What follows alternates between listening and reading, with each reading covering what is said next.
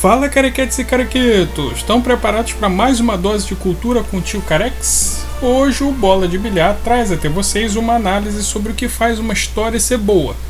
Não só através do meu ponto de vista pessoal, mas em termos acadêmicos também. Sim, hoje você finalmente vai descobrir o que é a jornada do herói que tanto falam por aí e por que dela ser tão importante nas histórias de super-heróis. Então agora a tua jornada é ir ali embaixo, largar o like, se inscrever, comentar e depois disso você vai estar preparado para embarcar na tua aventura. Vai!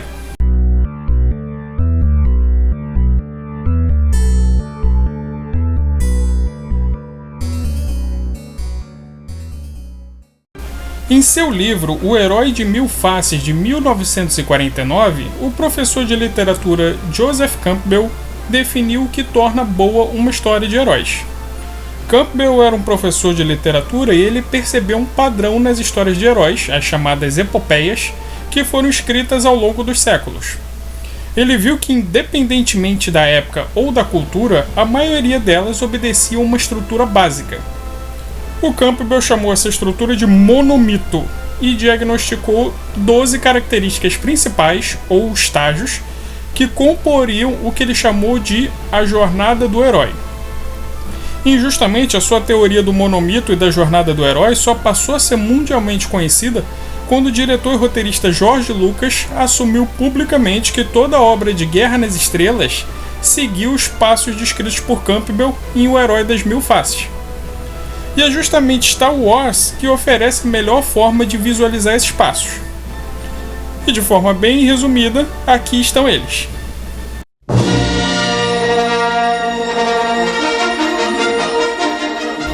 1. Mundo comum. O mundo normal do herói antes da história começar.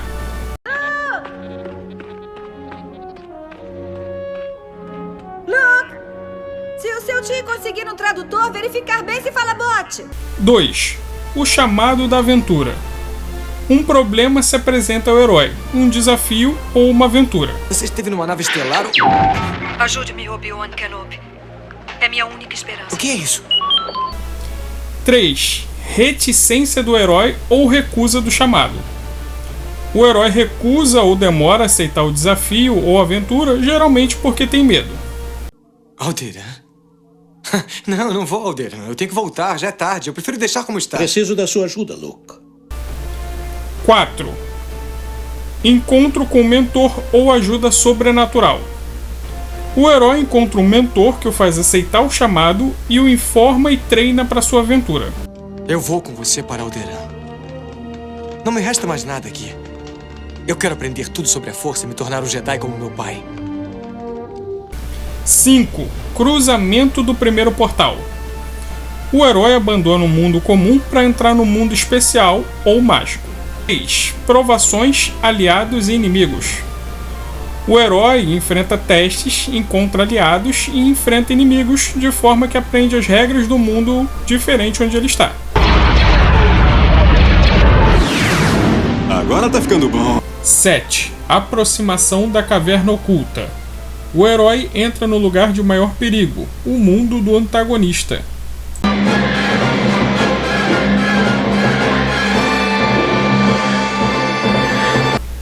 8. Provação difícil ou traumática. A maior crise da aventura, de vida ou morte.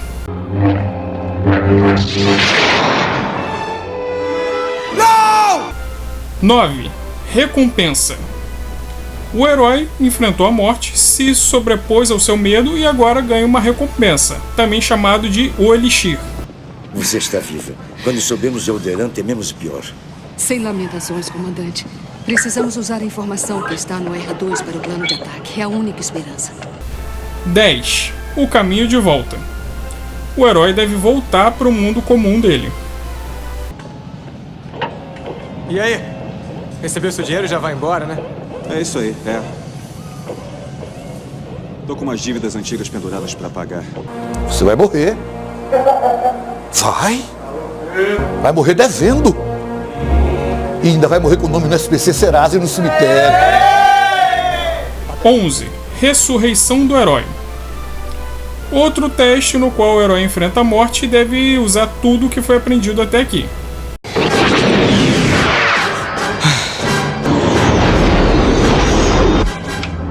Alerta!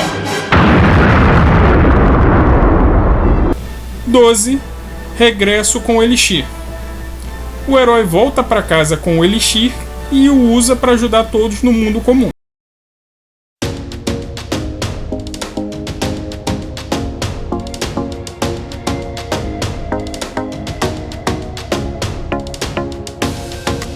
Analisar, toda a franquia famosa de herói bebe da fonte dessa fórmula de alguma forma. Nem todas seguindo exatamente os 12 passos, mas sempre se mantendo próxima ao que o Campbell estabeleceu. Então absolutamente toda história de herói deve seguir essa estrutura para ser boa? Bom, aí depende para quem você está perguntando. O Campbell percebeu essa estrutura em alguns dos mitos e lendas mais famosos da história humana.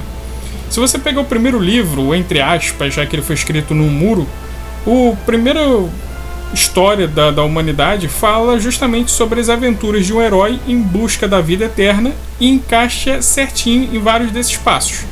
Ele se chama A Epopeia de Gilgamesh. Rapaz, e se nós vencer a aliança das 3 deusas lá que tá ameaçando o reino? Você dá essa taça pra nós? Então Gilgamesh, escutando isso, faz a coisa que qualquer um faria no lugar dele.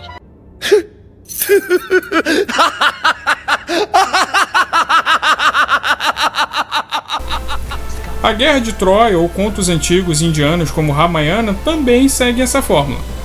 Então, se você se basear apenas no seu gosto pessoal, sim, é plenamente possível você gostar de uma história de heróis que não obedeça a essa estrutura. Mas se você está falando de histórias que vão ser lembradas por milhares de pessoas ao longo de milhares de anos, aí sim, quanto mais ela se basear nessa estrutura, mais sucesso ela vai fazer. Lembrando que a gente está falando de história de heróis aqui, ok? As chamadas epopeias. Se a gente estiver falando de romances, histórias de terror ou ficção científica, por exemplo, não necessariamente essa estrutura precisa ser seguida.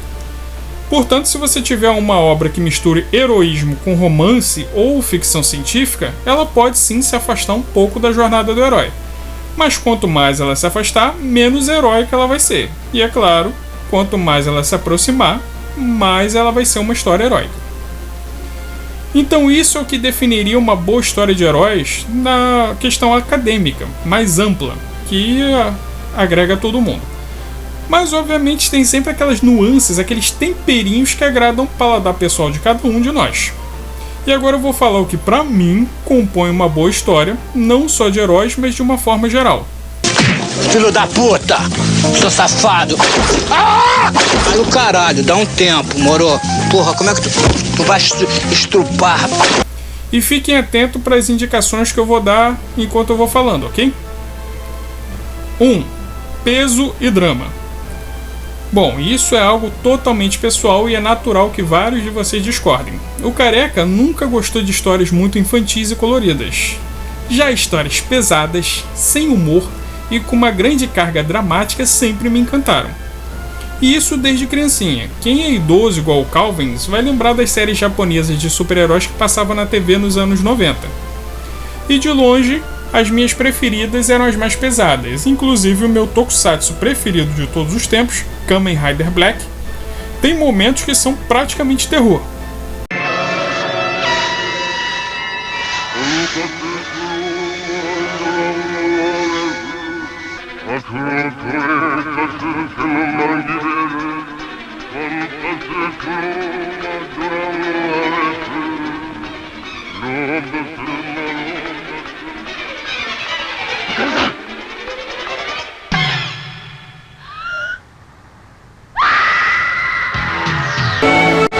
E morreu. E sim, eu conheço bastante de tokusatsu moderno também, então não se preocupa não, Kamen Rider Black não foi a única série que eu vi não. Não tô falando só por nostalgia não, até porque tem coisas antigas que eu acho bem bosta. Sou Ross da Estrela Rara, podem me chamar de Rara Ross! O Metaleiro Espacial, versão brasileira Alamo. É porque o negócio é bom mesmo. Bom, isso se você não ligar para ver pessoas em fantasias de borracha lutando pendurados por cordinhas de nylon, né? Mas enfim, Um drama, um peso e uma pegada mais adulta sempre me interessam. Então é por isso que você gosta do Zack Snyder, né, careca? Sim, justamente o que muita gente reclama é uma das coisas que mais me atrai no estilo do Snyder, o peso e a carga emocional daquilo tudo. Mas como nem só de chororô vive o homem, quando eu quero rir ou ver alguma bobeirinha, eu vejo algum animezinho bobinho também. E sempre tem as palhaçadinhas da Marvel que de vez em quando é legalzinho de ver também, né? お金には困ってないでしょ。こないだ当たり屋やって100万稼いだから。全部使ってしまいました。この極つぶしが。はい。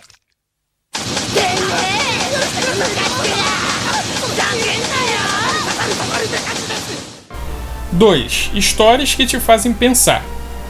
Sabe aqueles livros ou filmes que você termina e fica uou?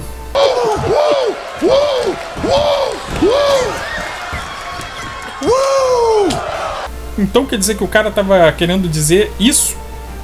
Pô, tu termina de ver o negócio e fica o resto da noite pensando naquilo. E foi assim com o Nevoeiro. Por causa desse filme eu corri pra ver um anime que tava largado no meu HD há 200 anos e eu nem tava ligando. E aí eu acabei me apaixonando. Cyborg 009 do mestre Shotaro Shinomori.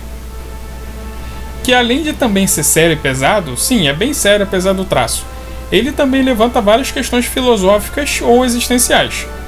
E eu me amarro nesse tipo de coisa. Eu gosto de histórias que te façam pensar, que o autor não mastigue tudo e deixe explicadinho não.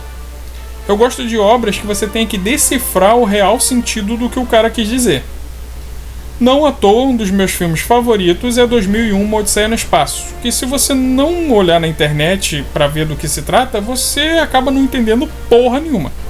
Mas é assim que eu gosto.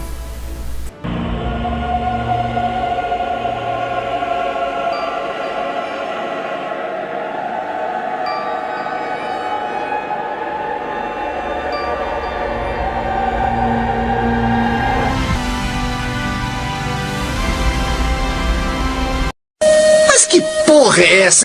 E 3. Temáticas místicas ou esotéricas. Quando eu falo místicas é na falta de um termo melhor, não necessariamente estou falando de magia aqui, mas ufologia, mitologia, vida após a morte, viagens no tempo, civilizações antigas, alienígenas do passado e por aí vai. Se tu quer prender a minha atenção, é só me mostrar uma história que trate desses temas e provavelmente eu vou virar fã. Por isso, de uns tempos pra cá, eu tô consumindo muita coisa dos anos 60, porque nessa época esses assuntos estavam muito na moda e a maioria das grandes histórias de ficção científica são dessa época. E como eu não curto muito histórias muito corridas e as obras desse tempo têm um ritmo mais lento, eu acabo preferindo elas por isso também. Ou seja, o Carex é um velho, né? E é isso, pessoal. Pra fechar, eu quero agradecer mais uma vez o meu amigo Andy Bloom, que mais uma vez ajudou o nosso canal. Valeu, brother! E o Careca não fala em todo o vídeo, mas quem já me assiste há muito tempo já sabe. O link pro Pinks do Careca fica sempre fixo no primeiro comentário. Então se além de likear, se inscrever e comentar, tu ainda quiser ajudar o Carex a comprar porra de um microfone que não chie tanto, dá uma forcinha lá. Que além de te agradecer, eu ainda respondo a mensagem que você deixar no próximo vídeo. Beleza? Então é isso, gente. Beijo nas crianças e tchau! Estamos na Terra, no centro de Tóquio. Começa o maior espetáculo do universo. A transmissão é ao vivo. Aí vai! Ai! Profissão de cameraman também arriscada.